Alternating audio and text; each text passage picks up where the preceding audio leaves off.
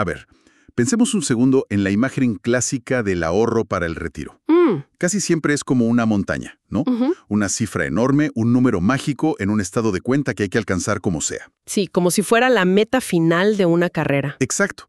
Y pasamos décadas empujando esa roca, sacrificando el presente con la promesa de que al llegar a la cima, a los 65, 70, todo va a ser perfecto. Pero a ver, ¿y si estuviéramos escalando la montaña equivocada? Uf. ¿Y si el objetivo real no fuera ser millonario, sino simplemente estar en paz? Esa pregunta lo cambia todo. De verdad, porque mueves el foco de algo puramente numérico. Cuantitativo, eso, lo mueves a una meta cualitativa, un estado emocional, la tranquilidad.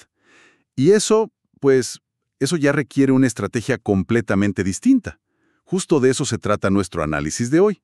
Tenemos dos fuentes que, aunque son muy diferentes en su estilo, fíjate que conversan increíblemente bien. A ver. Por un lado, una historia corta, casi una fábula moderna, que se llama Monedópolis. Y por otro, un texto mucho más analítico, La economía del bienestar. Ok, uno narrativo y otro más conceptual. Exacto. Y la misión de hoy es destilar de ambos una idea central. Cómo dejar de pensar en el retiro como una carrera por acumular dinero y empezar a verlo como un proyecto para construir paz mental. Una idea que, bueno, suena simple, pero que tiene unas implicaciones profundísimas en cómo tomamos decisiones financieras hoy mismo. Pues vamos a desempacar esto. Empecemos por la historia, que nos pone en los zapatos de alguien que creo nos va a resultar muy familiar. Monedópolis nos presenta a este personaje, Max Monet. El texto lo describe como alguien que pasa sus días empujando una caja fuerte mental. Uf, qué imagen. Es una imagen brutalmente honesta. Es el prototipo del buen ahorrador. Disciplinado, constante, metódico. Cada mes una parte de su sueldo va a su fondo de ahorro. Y ve con orgullo cómo la cifra crece y crece. Y aquí es crucial entender que el problema de Max no es su disciplina, para nada. La disciplina para ahorrar es una virtud, sin duda alguna. Claro, el problema es que su disciplina es ciega. O sea, opera bajo una premisa que casi todos hemos aceptado sin cuestionar, que más dinero equivale automáticamente a más tranquilidad en el futuro. Entiendo el punto, pero seamos honestos, ¿es realmente una premisa tan equivocada? Para muchísima gente, tener $1 millón en el banco suena increíblemente tranquilizador, sin importar cómo llegaron ahí. ¿No estamos idealizando un poco este concepto de paz mental a costa de una realidad muy tangible? Es una objeción súper válida, porque por supuesto que una gran suma de dinero alivia muchísimas preocupaciones. Pero aquí es donde la historia de Max se vuelve tan reveladora. A ver. El yo futuro de Max, el Max de 75 años, no se va a despertar un martes angustiado por no poder comprarse un yate. Sus verdaderas angustias, las que le van a quitar el sueño, van a ser otras. ¿Como cuáles, por ejemplo? Pues como recibir un diagnóstico médico inesperado y que la primera pregunta en su mente sea, ¿voy a poder pagar esto? O darse cuenta de que necesita ayuda en casa para las tareas diarias y tener miedo de convertirse en una carga para sus hijos. Claro. O algo tan simple como necesitar adaptar el baño de su casa con una barra de seguridad y que ese gasto que no estaba previsto desequilibre todo su presupuesto. Entiendo. La paz mental en la vejez no viene de tener $1 millón para gastar en lujos. Viene de la certeza absoluta de que los problemas reales y de hecho predecibles de esa etapa de la vida ya están cubiertos. Claro, es la diferencia entre riqueza y seguridad. Puede ser rico y aún así sentir una inseguridad profundísima ante lo inesperado. Exactamente.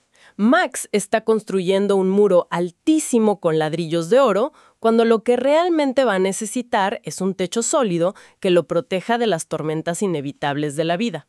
Su esfuerzo es admirable, pero está canjeando todo su presente por una cifra. Y esa ecuación, como vamos a ver, está incompleta. Esa imagen del muro de ladrillos de oro es perfecta. Y me recuerda a un concepto del otro texto, la economía del bienestar, que le pone nombre a esa tormenta de la que hablas. El texto habla de evitar el desasosiego, la confusión y el cansancio financiero en la vejez. El enfoque de Max, que parece el más lógico, en realidad es un camino directo a esa ansiedad. Y justo cuando Max está, enfrascado en su rutina de empujar la caja fuerte, aparece en la historia un personaje clave, el maestro Sarvi. Ajá.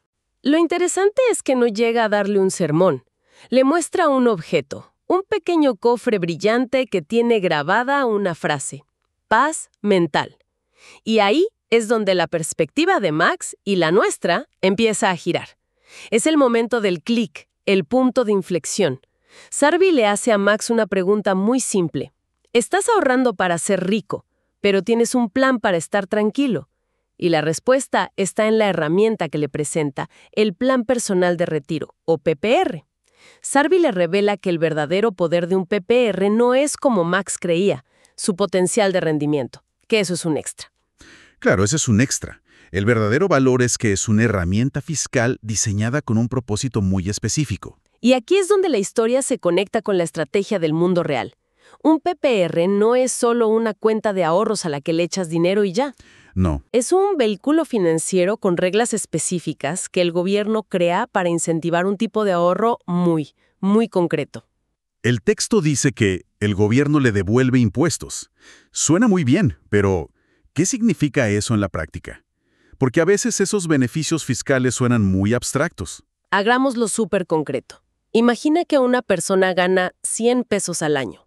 Sobre esos 100 tiene que pagar, digamos, 20 pesos de impuestos. Su ingreso real después de impuestos es de 80. Ok. Ahora, si esa persona decide meter 10 de esos 100 pesos en un PPR, el gobierno ya no calcula sus impuestos sobre 100, sino sobre 90. Ah, claro. El impuesto sobre 90 ya no sería 20, sino 18. Entonces, al final del año, el gobierno le devuelve esos 2 pesos que pagó de más. O sea que, en la práctica, de los 10 pesos que ahorró, 2 se los pagó el gobierno. Su esfuerzo real de ahorro no fue de 10, sino de 8. Exactamente. Es como si el gobierno fuera tu socio en el ahorro para el retiro. Te da un incentivo directo, tangible, para que te prepares para el futuro. Claro. Y Max, que es contador, entiende esto de inmediato. Se da cuenta de que ha estado rechazando dinero gratis por pura ignorancia estratégica. Estaba ahorrando con la disciplina de un burócrata, Sí, pero le faltaba la astucia de una estratega. totalmente. Entonces el cambio de mentalidad es brutal. Pasa de guardar dinero por si acaso a usar una herramienta diseñada para un fin específico. El fin no es solo acumular capital, sino blindar el futuro contra los gastos más probables y costosos, la salud y el bienestar en la vejez. Y esa es la moraleja que nos deja la historia. No se trata de canjear esfuerzo por una cifra, se trata de canjear estrategia por paz mental.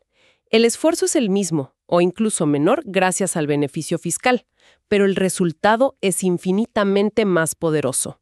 Estás construyendo un sistema de seguridad a medida, no solo una pila de dinero sin propósito. Muy bien, si Monedópolis nos da el qué y el por qué a través de una historia muy humana, Ajá. el segundo texto, La economía del bienestar, nos da el marco conceptual para entender por qué esta estrategia es tan fundamentalmente lógica, y lo hace con una idea que, una vez que la escuchas, es imposible de olvidar. La curva de energía. Es un modelo mental brillante por lo simple que es. Nos pide que visualicemos 2 líneas que se mueven a lo largo de nuestra vida. Ok. La primera curva es nuestra capacidad de generar ingresos. Empieza baja, sube durante nuestros años más productivos, se mantiene un tiempo y, con la edad y el retiro, pues, inevitablemente empieza a bajar. Es la energía que tenemos para trabajar y producir dinero. Exacto. Y mientras esa curva baja, hay otra que empieza a subir. Correcto. Es la curva de nuestra necesidad de bienestar.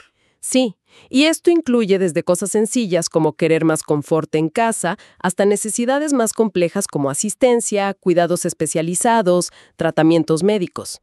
Esta curva, por su propia naturaleza, sube a medida que envejecemos. Entonces, en la última etapa de la vida, estas 2 curvas se cruzan y se separan, creando una brecha. Esa brecha es la clave de todo. Es un vacío que se abre entre nuestra capacidad decreciente de generar dinero y nuestra necesidad creciente de recursos para mantener nuestra calidad de vida. Claro. Ese vacío, si no se planifica, es la fuente matemática de la ansiedad, de ese desasosiego del que habla la fuente. Es el miedo a no poder costear el bienestar que necesitamos justo cuando ya no tenemos la energía para generarlo. Y aquí es donde la idea del PPR cobra todo su sentido. El texto lo describe literalmente como el puente que llena ese vacío. Es la metáfora perfecta. El capital que acumulaste estratégicamente durante tus años de alta energía productiva se convierte en la energía financiera que usas para comprar el bienestar que necesitas durante tus años de baja energía productiva. Dame un ejemplo. Piensa en el caso de una maestra. A los 40, su energía para estar de pie, dar clase, manejar a 30 niños está en su punto máximo. A los 75, esa energía ya no está, pero ahora necesita pagar por servicios, quizá un taxi para ir al médico o alguien que le ayude con las compras. Entiendo. El dinero que guardó con estrategia a los 40 es la energía que ahora usa para comprar la tranquilidad y el confort que necesita a los 75. Visto así, la planificación del retiro deja de ser un tema puramente financiero. Se convierte en un tema de gestión de energía a lo largo de la vida. Pero también toca un punto muy sensible que la fuente menciona: la autonomía. Sin duda. Porque, a ver, ¿cuál es la alternativa para llenar ese vacío si no hay un puente? La dependencia. La dependencia, ya sea de la familia, de los hijos o del Estado. Y para muchísimas personas, la capacidad de tomar sus propias decisiones y de no ser una carga para sus seres queridos es una parte fundamental de la dignidad en la vejez. Por supuesto. Planificar no es solo asegurar el dinero, es asegurar la autonomía. Y eso para muchos es el componente más importante de la paz mental. Hay un último punto en las fuentes que me parece increíblemente agudo. En la economía del bienestar se menciona un comentario de una usuaria, Ofelia, que describe su sensación al pensar en el futuro financiero como confusión y cansancio. Ujú. La reacción natural sería intentar calmarla, decirle, no te preocupes, todo estará bien. Pero la fuente propone algo radicalmente opuesto. Es un enfoque contraintuitivo, pero psicológicamente muy potente. La propuesta es, no ignores ese miedo, no lo reprimas. Al contrario, ponlo en el centro de la mesa. Úsalo como combustible.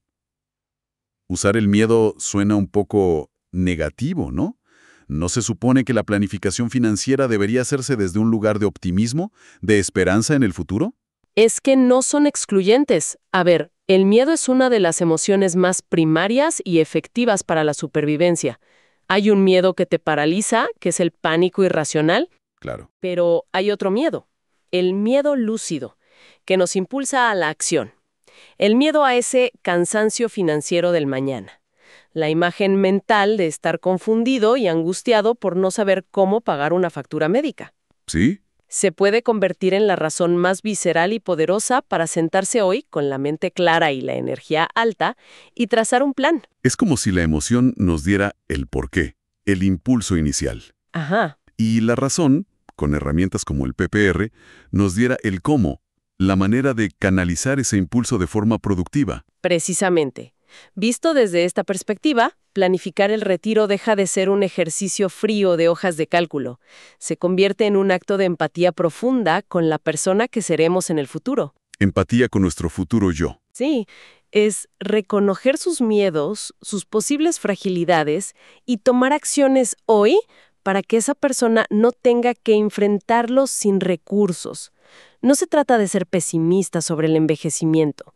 Se trata de ser tan realista y respetuoso con nuestro futuro que le construimos un refugio antes de que llegue la tormenta. Y es que prepararse para los desafíos no significa que los estés deseando.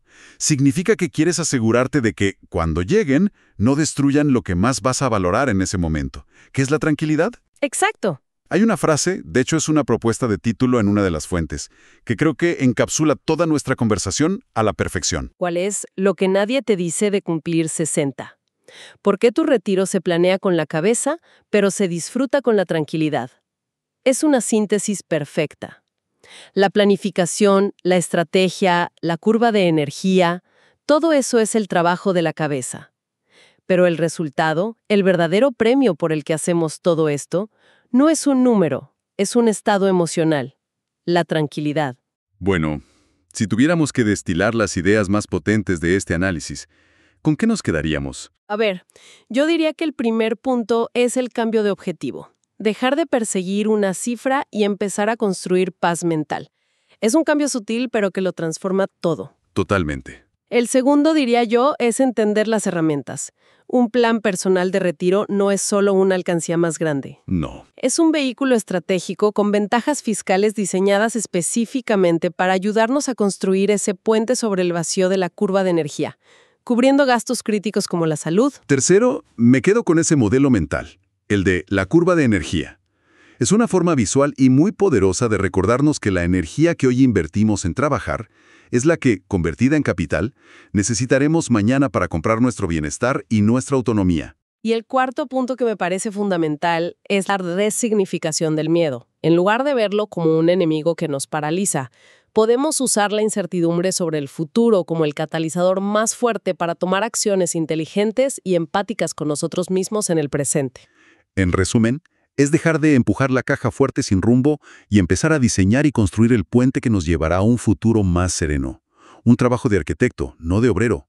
Hemos hablado mucho de cómo usar una estrategia financiera para comprar paz mental para nuestro yo del futuro. La pregunta que a mí me gustaría dejar flotando es, ¿qué decisiones no financieras podríamos empezar a tomar hoy para cultivar esa misma tranquilidad en nuestro presente, creando así un fundamento más sólido para la paz que buscamos mañana?